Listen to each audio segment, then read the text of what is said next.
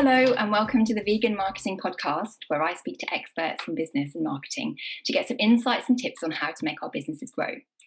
Jack Redley is a specialist in branding and web design, and he specialises in helping yoga teachers create websites that convert their skills into sales.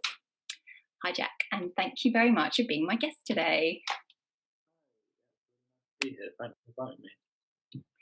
So your niche is really interesting. So you've decided to look at yoga teachers.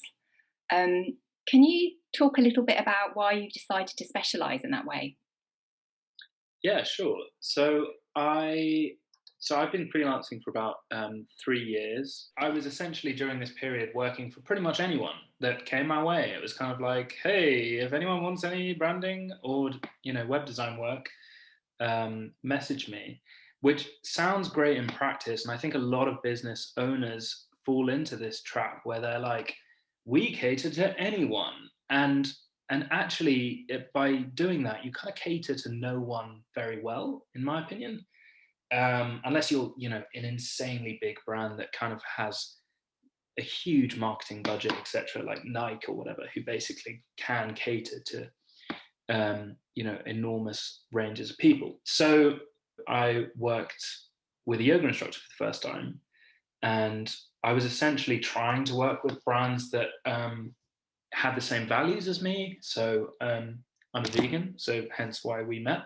And I've been trying to work with environmentally conscious businesses as much as possible, because I don't really think we need like more stuff in the world generally, product wise. And I was working on e-commerce websites and stuff, and it just didn't appeal. So that's kind of the route I was taking, and then niched further down to yoga instructors, specifically because this client was a yoga instructor, loved working with her. She absolutely loved that I donate some money to planting some trees for the Future Forest Company with every client I get. And she was psyched about that. And I was like, okay, this feels like the kind of person that I want to be working with more. And my girlfriend's a yoga instructor, so I've been helping her with branding, and it's kind of spiraled to that. And I've also been doing yoga for the last year during lockdown, since I met my girlfriend, actually. So yeah, all in all, that was kind of like a convoluted way of saying that it makes the most sense to me, and I've really, really loved it so far. Oh, okay. And I suppose that obviously your background is branding, and your kind of that's your area of expertise. So do you find that by kind of specializing in that way, that your brand is kind of, your brand values are represented to other people, and you're attracting the clients that you want? Yeah, I mean, I think this is like the fundamental thing with branding, is that if you don't have a really clear idea about who your target audience is and what their specific needs are, and how you are the best person that can possibly provide a solution to those needs, then you're kind of farting in the wind a little bit, to use quite a crude phrase. But I'm just saying that we're living in such a busy world. Well, for me, there's hundreds of thousands of brand and web designers out there. So why should anyone choose me? So if you're a specialist in a certain area, then naturally you're involved in Facebook groups in those circles. You're following those same Instagram influencers. You're going to yoga classes. It all those things align so that you attract those same people into your life. So it's kind of like, it's kind of cringe, but your vibe attracts your tribe kind of thing. It's like the energy you put out is kind of the energy you get back. Another cringe phrase. God, I'm on a roll. But I just think that, yeah, it's really helpful for from a business perspective to really narrow down, but also you're truly providing value to a set group of people, and that's ultimately the most rewarding thing about what you do. So I think that's my take on it. Yeah, so it's kind of like a lifestyle, isn't it? It's not just I do yoga, it's kind of like everything that goes with that as well, and the kind of the reasons behind it as well. So I can understand that would kind of draw a kind of a certain profile of person. Yeah. And how what do you think it is about your skills that you can offer to this audience? Well, I think one thing that I've found that, the reason why people choose me over other brand and web designers is because I am genuinely interested in yoga, since I've been doing yoga the last just over a year, and going to classes all around Newcastle and like trying out different yoga styles, from yin yoga to vinyasa and whatever. And I think, just besides the branding and web design stuff, it's like you want to work with people, you want to hang out with people that you like, right? And that extends to work. You want to work with people that you like and get on with, and have similar interests to. And I've been trying to have this beer policy. Yeah, so it's like, if I can imagine on the first call, if I meet the person, if it's a potential client, and they say, we get on, and I can imagine wanting to go for a beer with them. So besides money, besides what their vision is, besides anything like that, it's like, do I like this person? Would I actually want to go for a beer with them? And that's been a really strange but really useful, like, kind of red velvet rope policy for me. It's kind of like, do I get on with this person? And I've just found that every single yoga instructor I've met, I've been like, I've wanted to hang out with them, kind of outside of work. Like, they're just nice people. So yeah, I think it's just you're like I said, your vibe attracts your tribe kind of thing, and it helps from like a business perspective, because people that want to hang out with you will probably follow you on social media, stay up to date with your newsletter, be interested in what you have to say, and you're truly providing help for them. So regardless of whether that person wants to work with you straight away or down the line, or maybe just tells their friends about you, it just makes a lot of sense to me. Yeah, definitely. And your point about the fact that you spend so many hours at work, and it's nice to do it with people that you like. So yeah, Definitely. Makes it just better for everyone. Obviously, you've become a bit of a fan of yoga. So what's your favorite yoga position? Oh man, I think the classic, downward facing dog is a good one. It's really nice. I love the sun salutations. Been doing a lot of Ashtanga, so like the primary. I'm not very good at yoga, just for anyone that's listening, is like, this guy.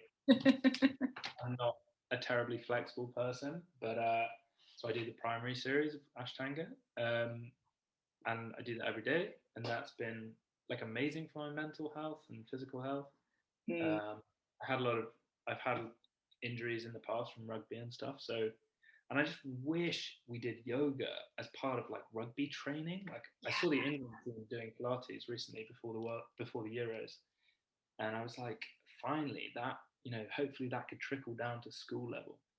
Yeah. Anyway, sorry, I'm talking loads about school and yoga and stuff, but yeah, I do love Ashtanga, so those positions really. Is that the power yoga one? Is that where it's all flowing from one position to another? Yeah, so it's like you kind of, it's like moving meditation. I think it's a lot less like sit on the mat and just chill. It's so like yin is quite a slow yoga. I think all of them are great, by the way, but yeah, I think it's good to have kind of like almost like a workout while you're feeling calm, which is something I've never really had before. So yeah, it's really good. You're talking about helping yoga teachers their websites and helping them convert. So what sort of things do you help them to convert? So it kind of depends on the stage of the yoga instructor, but a lot of the yoga instructors that I work with are in the early stages of their yoga journey.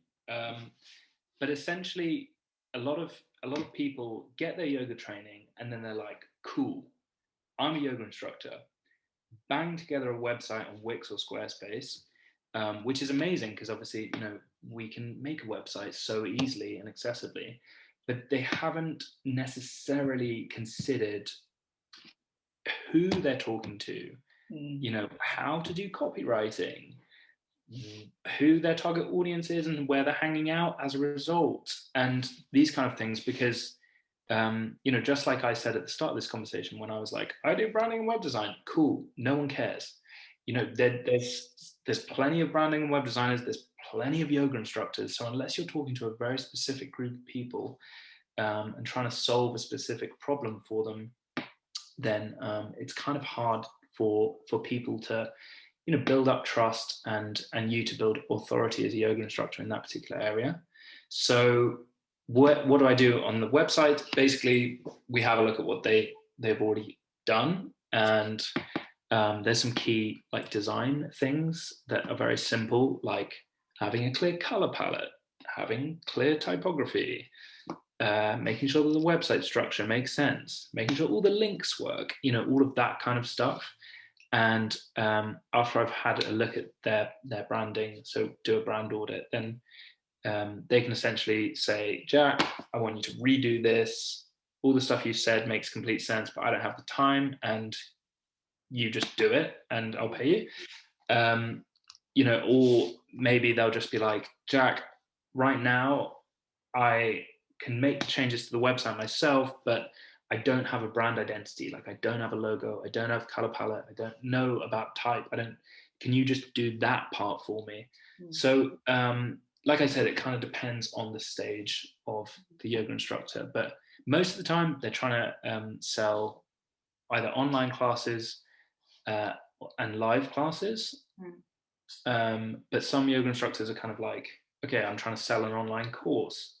How do I do any of that? And so that it kind of depends on the needs. Yeah. You specialize in branding. So when you talk to people about their brand audit, for example, what sort of things do you look at within that? I think the number one question is like, why do you do what you do? Because essentially that is going to solve, that's going to reveal what you're truly passionate about within yoga. People come at yoga from so many different angles. Like, I want to do it for fitness. I want to do it for meditation. I've experienced trauma and this really helped me. Whatever kind of angle that they come at yoga from, and the reason why they love it, the real core, like if we boiled it down, forgot money, just why. If we can really uncover that as the first primary thing, then from there we can say, well, okay, you love yoga for the X reason. The people that you particularly love working with are the same, they had the same problem that you had. So that suggests that there's a synergy there. Those particular people are, Donna, 45, lives in London, has, we can pick out a particular person, and then we can think, okay, where do they buy? What kind of income do they have? Do they go on retreats? They go on yoga retreats. Okay, that's interesting. And it kind of, but it all stems from this fundamental question, why?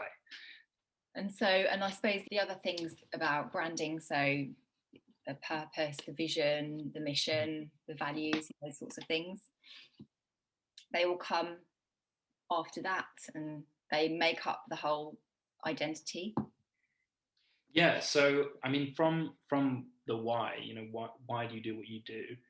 It's then a question of, okay, so that was the past. Where are you now? Like, what are who are you currently catering to? Who really cares about what you do? Who comes to every single one of your classes? Who tells their friends about you? Who raves about you? And then, what is the vision that you see yourself going on? Do you want to eventually do retreats? Do you want to have your own studio? Do you want to be an influencer? Do you want to get sponsored? Do you want to teach at festivals? Whatever it is, we've got to first of all work out why you do what you do, what you're currently doing in the present, and where you want to get to. And then we can work out how you're going to get from where you are now, that A, to B. And that in that A to B, where you are now and where you want to get to, we basically need to create a brand identity, which is all the visual stuff that we see. If you think of any brand like Nike or I don't know, Virgin Airways or whatever it is, you can see a color palette. There's a very consistent logo. consistent tone of voice, Mm. consistent copy, all of these things that you might not necessarily consider when you jump into Wix or Squarespace and just bang together a website, and it's so quick and easy. Awesome. Oh, wait, you haven't actually created anything effective. You've created something quickly, but you haven't really thought about these essential things that across all these different touch points, where someone actually comes across you for the first time, whether that's Instagram, LinkedIn, Facebook, I don't know, an email that's forwarded from a friend, meeting you in person, do you have a business card? Like all of these different touch points, they hopefully will be consistent across all these brand elements, and that is where brand identity comes in. Yeah, and I think the importance of the brand identity is becoming much more significant, because there's just been a shift in how consumers buy things. So I read somewhere that 75% of consumers say that they buy products aligned with their values. And if you think about it, that is massive. So 3/4 of people need to feel that they align with the brand before buying, and that will also convince them. So the more you can kind of project your identity, project your values, and also, there's such a lack of trust at the moment, isn't there? There's so much kind of fake news going on, photoshopping, things aren't always what they seem. So if you come across a brand that's authentic and that you feel is genuine and you can trust the brand, that's so important, and it's becoming rarer to find. I think if you can relate to the brand, if their identity speaks to you, then it just makes you more likely to buy from that brand. Yeah, I mean, I also think people underestimate like how important colors are. If there's a baby blue color, I mean, it's called baby blue, so that gives you some kind of reference, but that's a soft color. That's going to attract a particular kind of person. Someone like, I don't know, Joe Bloggs down the pub probably won't be necessarily attracted to baby blue. So, who is that going to actually speak to, and how is that going to come across online? That, just looking at colors is such a fundamental thing. The shape of typography, whether like Arial, if it's like quite a standard font that might be used for like more of a tech brand, if that's on your website for a yoga instructor that's trying to attract, I don't know, hardcore people that like, I don't know, want to go on retreats and stuff, or like very wealthy people, then maybe, I don't know, maybe it won't be as relevant as something that's like a higher end font. All of these different elements play a part in how we perceive a brand. And if you look at Rolex, I mean, like, they can charge a lot of money because yes, they've been making watches for years and there's beautiful watches, etc. But they also have this perception of luxury which comes through in their brand identity. And it's not to say that a brand identity is the be all and end all, but there's plenty of influencers and stuff that have no logo and they're like, millions of followers and people love them. I completely respect that. But I think it's so much easier if you're starting off in a crowded, busy market in whatever industry, to have clarity in what color palette you're using, what type.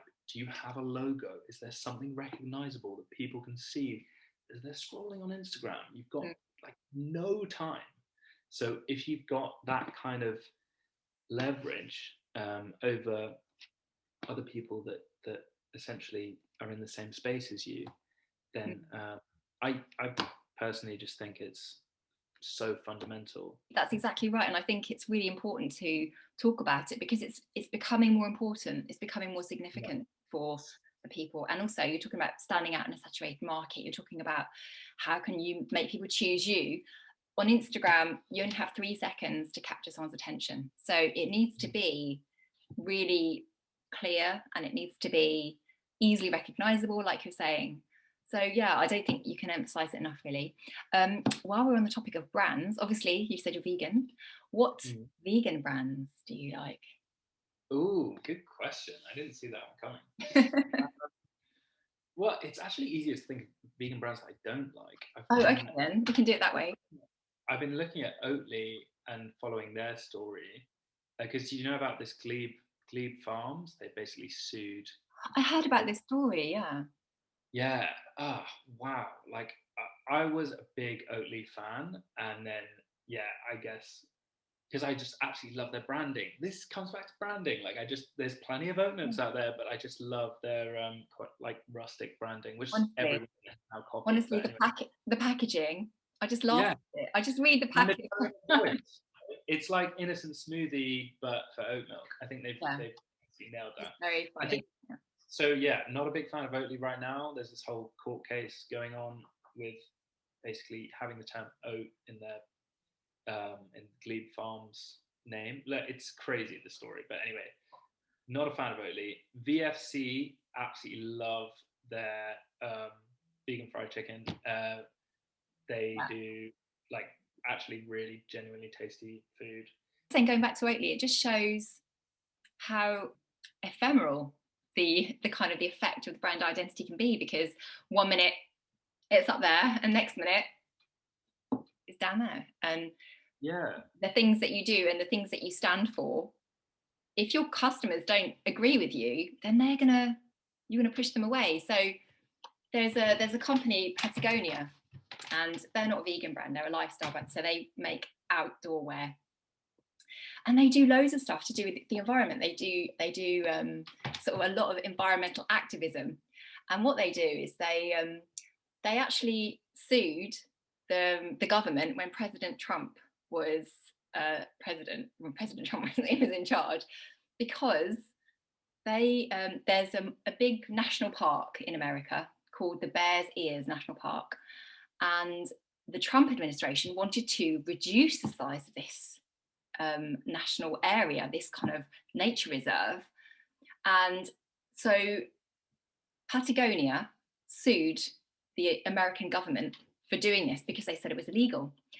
Not only that, they also started a boycott of there was an exhibition called the Outdoor Traders Exhibition, and the Outdoor Traders Exhibition had actually encouraged the government to take this step to reduce the size of this national park, so that Patagonia encouraged a boycott of the trade show. So that, you know, because they felt like these people were supporting um, values that didn't align with theirs, and that just shows how a brand can support activism and can get customers and can get kind of traction, really, to kind of for their brand, for their values, and also to find their customers, to find the people that like them. Whereas Oatly, kind of this thing with Oatly has done the opposite, because by taking this action, their customers didn't find that to be something that they would have wanted, or they believed to be important. So the customers are now feeling sort of not betrayed, but they feel like actually it's not the brand I thought it was. So they're feeling like it's different to the values that they have. but this comes back to the why. I mean, like I feel that if you truly know what your mission is, you know what is the purpose of the brand. Mm. If it's simply to make as much money as possible, which it sounds like it has, because Oatly have also been involved with BlackRock, who like this investment company, and they've been linked with like deforestation in the Amazon, and there's been loads of yeah, that was like a big win for all of people that were like outraged at that. And then there's this more recent case with Glebe Farms. Where was I going with this? I think that if you grow at such a rate as Oatly maybe have, that you kind of lose the core essence of what you're doing. Yeah, I think it's so important to have your fundamentals, you know, the fundamental reason why you exist and what your mission is, what your values are down before actually thinking about what color palette should I have and stuff, because the Yeah. strategy influences this Yeah. brand identity. So do you have any offers that you're working on at the moment? Yeah, so I actually offer brand audits. So these are normally £300. But if anyone is listening to this podcast today, I thought it would be nice to do a kind of one-off free brand audit for anyone that wants me to essentially look at their website and their social media presence, and hopefully give you some actionable recommendations. So I want you to be able to go away and take charge of your brand after these brand audits. And essentially what I'll do is do a little bit of research for a few hours, put together a little presentation, and then on Zoom I'll have a meeting with anyone that thinks this would be helpful. And it takes about an hour, and then afterwards I'll send you the presentation and recording of the Zoom. And why is it free? Because I would love to ask you some questions. So a little bit of market research for me. So that's why it's free. It's not a scam. I hate it when people are like, there's this free thing. Oh, wait, it's like £1,000. It's not like that. I just want to ask some questions. So if anyone would want that offer, then please send me a message on Instagram or an email. And then we can take it from there. That sounds amazing. So thank you very much for that. If people want to get in touch with you, how can they do it? So I have Instagram. That's the main social media that I'm on. It's at Jack Redley Design. Okay. So slightly long, but that's where I'm at. And then I'm actually redoing my website currently. So I will obviously have an online presence again, but I'm updating some of my portfolio. So I'm not there, but my email is info@jackredley.design. Okay. So if anyone wants to email me, that's that. Oh, well, do you know what? It's been so enlightening to speak to you today. Really enjoyed it. And thank you for all your tips. Really useful.